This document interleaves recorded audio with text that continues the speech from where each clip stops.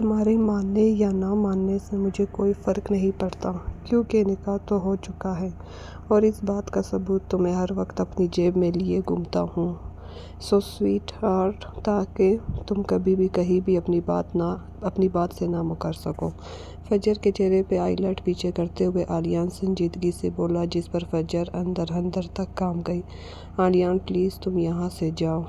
فجر، جو علیان سے خوفزدہ ہو چکی تھی، اسے دھکا دے کر دور کرنے کی کوشش کرتے ہوئے کہنے لگی، چلا جاؤں گا یار، لیکن پہلے تم میرے ساتھ میرے پیپرز ختم ہونے کی خوشی میں آئس کریم کھانے چلنا ہوگا۔ فجر سے دور ہوتے ہوئے علیان کہنے لگا، نہیں علیان، مما آ جائیں گی، پلیز تم جاؤ۔ فجر روتے ہوئے کہنے لگی تو علیان کو اس پر ترس آ گیا۔ میں تو جا رہا ہوں فجر، لیکن اگر مجھے دھوکا دینے کی کوشش کی نا تو اس کی بہت بری سزا ملے گی تمہیں۔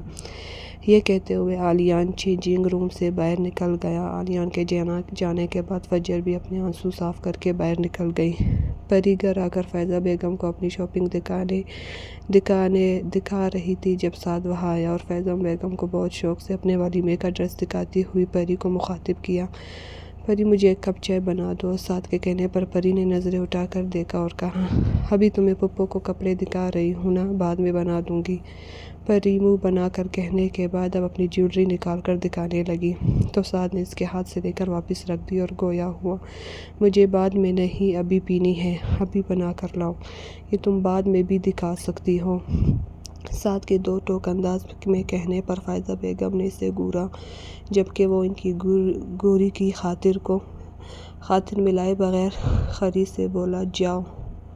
تو پری منہ بنا کر کچن میں چلی گئی اور فائزہ بیگم سعد کو ڈانٹنے لگی، سعد یہ کوئی طریقہ ہوتا ہے؟ اتنے شوق سے وہ مجھے اپنی شاپنگ دکھا رہی تھی، تم تھوڑی دیر انتظار نہیں کر سکتے تھے؟ ہاں تو شاپنگ کئی باغی توڑی جا رہی ہے، بعد میں بھی دکھا سکتی ہے، اور ویسے بھی اس کی فرسٹ پرائیورٹی مجھے ہونا چاہیے۔ سعد کی بات پر فائزہ بیگم نفی میں سر ہلانے لگی، جیسے کہہ رہی ہو تمہارا کچھ نہیں ہو سکتا۔ تھوڑی دیر بعد پری چائے لے کر آئی، جبکہ فائزہ بیگم نماز پڑھنے کے لیے اپنے کمرے میں چلی گئی۔ پری چائے دینے کے بعد اپنا ڈریس دوبارہ سے ہینگ کرنے لگی، جبکہ سعد نے اسے دیکھتے ہوئے جیسے ہی چائے کی پہلی سپ لی تو اس کے 14 طبق روشن ہو گئے اور اسے چائے فوارے کی صورت میں باہر نکالی منہ سے، اور برے منہ بناتے ہوئے پری کو گھورا جو منہ پر ہاتھ رکھے ہنس رہی تھی، جس نے غصے میں سارے مسالے اور چینی پتی ملا کر جو بنایا تھا وہ چائے کے علاوہ اور کچھ بھی نہیں تھا۔ یہ کیا بنایا ہے؟ سعد نے غصے میں دانت پیستے ہوئے پری سے پوچھا۔ چائے ہے، کیوں اچھی نہیں لگی؟ ویسے تمہیں ہی شوق تھا میرے ہاتھوں کی چائے پینے کا۔ یہ کہہ کر پری کندھے اچکا کر اپنا ڈریس لے کر اندر چلی گئی، جبکہ سعد غصے میں کھولتا رہ گیا اور دل ہی دل میں بولا، دیکھتے ہیں اب تمہیں مجھ سے کون بچاتا ہے پری بیگم۔ سعد کمرے میں آیا تو پری گنگناتے ہوئے اپنی الماری میں کپڑے ہینگ کر رہی تھی۔ اسے دیکھ کر اس کے گنگناتے لب تھامے، جبکہ اسے ایک نظر دیکھنے کے بعد وہ پھر سے اپنے کام میں مصروف ہو گئی۔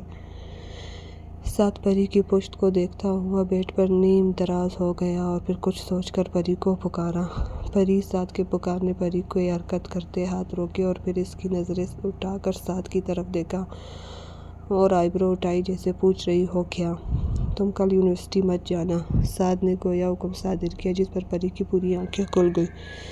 کیوں مت جاؤ؟ پری نے حیرت اور غصے کے ملے جلے جذبات سے کہا، ویسے تو میں نے کہہ دیا ہے، یہ تمہارے لیے کافی ہونا چاہیے، لیکن پھر بھی تمہیں بتا رہا ہوں کہ کل ہمارا ولیمہ ہے، اس لیے۔ سعد نے احسان کرنے والے انداز میں کہا، لیکن وہ تو رات کو ہے، یوں نہیں تو میں نے صبح جانا ہے۔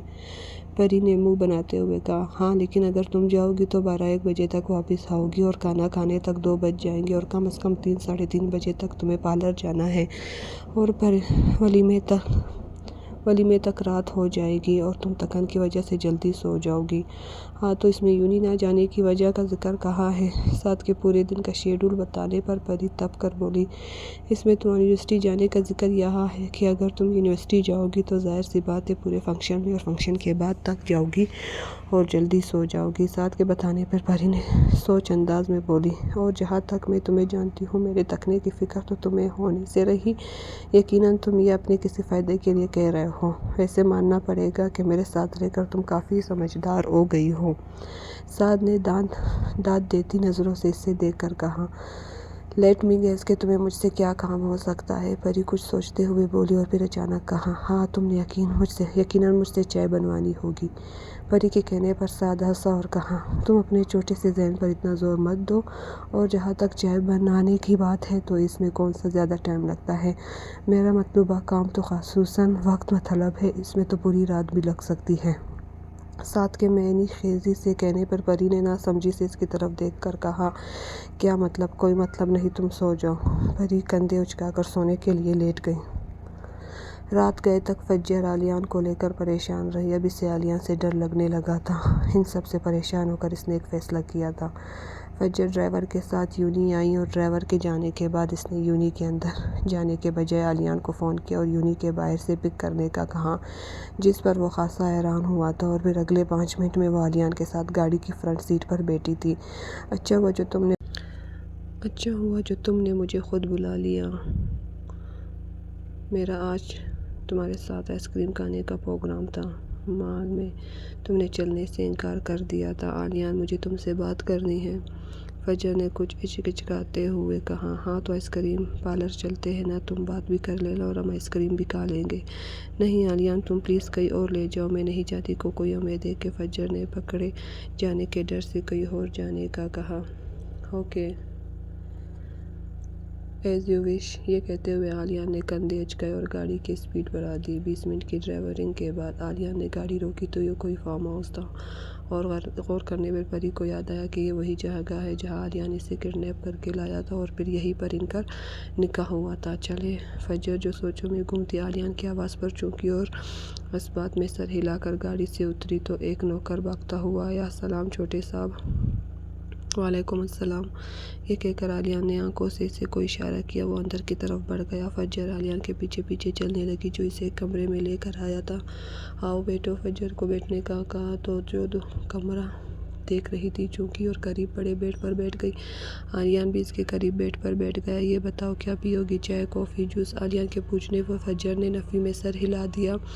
مجھے کچھ کہنا تھا، فجر نے سنجیدگی سے کہنے پر عالیان پوری طرح اس کی طرف متوجہ ہوا۔ ہاں بولو۔ عالیان، وہ مجھے کہنا تھا کہ تم پلیز اس طرح کہیں بھی مت آیا جایا کرو۔ عالیان، پلیز، میرے بابا کو پتہ چلے گا تو وہ مجھ سے خفا ہو جائیں گے۔ فجر کے کہنے پر عالیان اپنی کہنی سے سر ٹکا کر بیڈ پر نیم دراز ہو گیا اور فجر کو دیکھتے ہوئے بولا، تو کہو تو کوئی مستقل طریقہ نکالو کہ تمہیں کسی کا ڈر نہ رہے۔ عالیان کے کہنے پر فجر جو اپنے ہاتھوں کو دیکھ رہی تھی، نظر اٹھا کر عالیان کی طرف دیکھا اور ایک گہری سانس بھر کر بولی، عالیان تم مجھے 1 مہینے کا ٹائم دے دو، اس کے بعد میں تم سے شادی کرنے کے لیے تیار ہوں، لیکن میری ایک شرط ہے۔ کیسی شرط؟ عالیان نے ایک آبرو اٹھا کر پوچھا۔ اس 1 مہینے میں تم مجھ سے ملنے کی کوشش نہیں کرو گے اور نہ ہی فون کرو گے۔ فجر کے کہنے پر عالیان کچھ دیر اسے دیکھتا رہا، پھر گہری سانس بھر کر بولا، مجھے منظور ہے، لیکن صرف 1 مہینہ، 1 مہینے سے 1 دن اوپر نہ نیچے۔ اوکے، اب چلیں۔ یہ کہتے ہوئے فجر مسکراتے ہوئے کھڑی ہو گئی۔ کہا۔ عالیان فجر کو دیکھتے ہوئے کھوئے ہوئے لہجے میں بولا، واپس۔ فجر کے کہنے پر عالیان نے اس کی کلائی پکڑ کر اسے واپس کھینچا تو وہ بیڈ پر عالیان کے بالکل سامنے جا گری۔ ابھی نہیں۔ فجر کے چہرے سے اس کے بال ہٹاتے ہوئے عالیان بولا، عالیان پلیز۔ فجر نے مزاحمت کی کوشش کی تو عالیان نے اس کے ہونٹوں پر انگلی رکھ دی۔ تم کہہ رہی ہو کہ تم 1 مہینے بعد مجھ سے شادی کرو گے، تو اس عرصے کے دوران نہ میں تم سے ملوں گا، نہ فون پر بات کروں گا، تو پھر میں کیسے یقین کر لوں کہ تم مجھے دھوکہ نہیں دو گی؟ مجھے تم پر اعتبار نہیں ہے۔ یہ کہتے ہوئے فجر کو ایک پل کو ملال ہوا تھا اسے دھوکہ دیتے ہوئے، لیکن اگلے پر اس کا ملال بھگ سے اڑ گیا۔ نہیں، بالکل بھی نہیں۔ یہ سن کر فجر نے جھٹکے سے اپنا ہاتھ عالیان کی گرفت سے آزاد کروایا، کھڑی ہو گئی۔ نہیں ہے تو نہ میں دلاؤں گی، تمہیں جو کرنا ہے خود کرنا پڑے گا۔ یہ کہہ کر فجر رخ موڑ کر کھڑی ہو گئی تو عالیان بھی فجر کے پیچھے کھڑا ہو گیا اور اس کا بازو پکڑ کر اس کا رخ اپنی طرف کر لیا۔ چلو، کر لیا اعتبار، اب ایک نظر بھر کر دیکھ تو لینے دو۔ یہ کہہ کر وہ فٹکی لٹائی نظروں سے اس کی طرف دیکھتے لگا۔ 5 منٹ بعد پری بولی، دیکھ لیا، اب چلیں۔ آلیان نے گہری سانس لی اور کہا چلو، یہ کہہ کر وہ باہر نکلا۔ یونی کے باہر اس نے گاڑی روکی اور کہا اپنا خیال رکھنا۔ یہ کہہ کر فجر گاڑی سے اتر گیا اور آلیان وہیں بیٹھا اسے دیکھتا رہا، اور کچھ دیر بعد جب وہ آنکھوں سے اوجھل ہو گئی تو اس نے گہری سانس بھر کر گاڑی آگے بڑھا دی۔ یونی نہ جانے کی وجہ سے پری نے آج لمبی نیند لینے کا سوچا، اس لیے جب اس کی آنکھ کھلی تو گھڑی 11 بجا رہی تھی۔ جب تک اس نے ناشتہ کیا مہمان بھی آنا شروع ہو گئے تھے۔ ناشتے کے بعد وہ کچھ دیر مہمانوں کے پاس بیٹھی رہی اور مقررہ وقت پر ساتھ کے ساتھ پارلر چلی گئی۔ فجر آلیان سے بات کرنے کے بعد بہت پرسکون ہو گئی تھی۔ اب اسے پری کے ولیمے میں جانے کے لیے تیار ہو رہی تھی۔ ایئر رنگز پہننے کے بعد فجر اپنا تنقیدی جائزہ لیا اور پھر آخری نظر شیشے پر ڈال کر باہر نکل گئی، جہاں ساجدہ اور محسن اس کا انتظار کر رہے تھے۔ پچھلے 5 منٹ سے سعد پارلر کے باہر پری کا انتظار کر رہا تھا، جو نکل ہی نہیں رہی تھی۔ آخر تنگ آ کر سعد نے پری کو فون کیا۔ تم آ رہی ہو یا میں جاؤں؟ دوسری طرف سے فون اٹھاتے ہی سعد نے کہا آ رہی ہوں، 2 منٹ صبر نہیں ہو رہا تم سے؟ دوسری طرف پری نے جھنجھلا کر کہا اوکے، لیکن 2 منٹ کا مطلب 2 منٹ ہوتا ہے۔ یہ کہہ کر وہ فون بند کر چکا تھا، اور پھر ٹھیک 2 منٹ بعد وہ دشمن جہاں کندھے پر شال ڈالے ایک لڑکی جس نے اس کی پنک کلر کی میکسی اتار رکھی تھی اس کے ساتھ باہر آتی نظر آئی۔ اسے آتا دیکھ کر وہ مبہوت زدہ سا دیکھتا رہ گیا، لیکن جب وہ گاڑی کے قریب آئی تو اس نے فوراً نظریں بدل لی اور سامنے دیکھنے لگا۔ خود بھی وہ بلیک پینٹ کوٹ میں غضب داڑ رہا تھا۔ پارلر کی اس لڑکی نے اسے بیٹھنے میں مدد دی۔ بیٹھنے کے بعد پری نے سعد کی طرف دیکھا، جو گاڑی چلانے کے بجائے سامنے ونڈو اسکرین کو دیکھ رہا تھا۔ اب چلو بھی، ویسے تو بڑی جلدی مچائی ہوئی تھی، اب پتہ نہیں کون سے مراکے میں چلے گئے ہو، جھنجھلا کر کہتی پری اپنا دوپٹہ ٹھیک کرنے لگی، جبکہ سعد پر شاید پری کی باتوں کا اثر ہی ہو گیا تھا، جو اب گاڑی سٹارٹ کر چکا تھا۔ ہال میں پہنچ کر سعد نے پری کا ہاتھ پکڑ لیا تھا اور اسٹیج تک پہنچتے تک فلیش لائٹ ان دونوں پر پڑ رہی تھی۔ فجر بھی ہال میں موجود تھی اور پری بھی سے ملی۔ فجر اور باقی سب کے ساتھ باری باری پکچرز کھنچوانے کے بعد پری نے سعد کو گہنی ماری، جس پر سعد نے اسے گورا اور کہا کیا ہے؟ دور ہو کر بیٹھو، یہ کیا میرے اوپر چڑھ کر بیٹھ گئے ہو؟ پری کے غصے میں کہنے پر سعد نے اپنی مسکراہٹ دبائی اور کہا میں اگر تمہارے اوپر چڑھ کر بیٹھا ہوتا نا تو میرے وزن کتاب نہ لاتے ہوئے اب تک بے ہوش ہو چکی ہوتی، اور یہاں تک دور ہو کر بیٹھنے کی بات ہے تو میں اگر دور ہو کر بیٹھوں گا تو باقی سب جو پکچرز کھنچوانے کے لیے آ رہے ہیں وہ کہاں بیٹھیں گے؟ سعد نے معصومیت سے جواب دیا۔